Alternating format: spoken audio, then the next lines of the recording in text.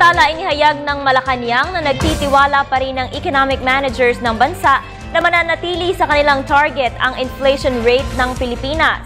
Ayon kay Communications Secretary Sonny Coloma, nakasubaybay ngayon ang pamahalaan sa paggalaw ng presyo ng bilihan upang mapangalagaan ang kapakanan ng consumers. Nagbabalik si Julius Disamboron. Puspusang sinusubaybayan ng pamahalaan ang pagsulong na ekonomiya ng ating bansa.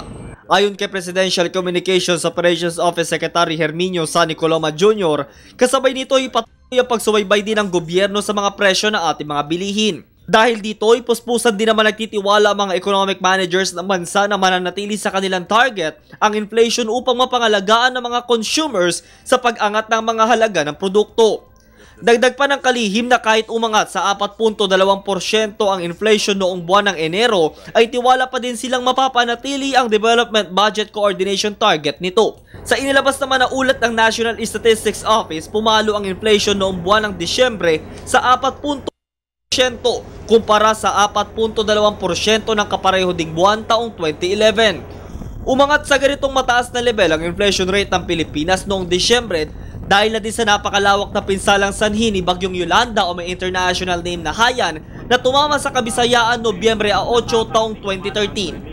Naging matatag din naman ang macroeconomic fundamentals ng bansa sa upang makamta ng potensyal na pakinabang sa pag-angat ng ekonomiya ng Estados Unidos at ng mga bansang Europeo na may malaking negosyo o pamumuhunan dito sa Pilipinas.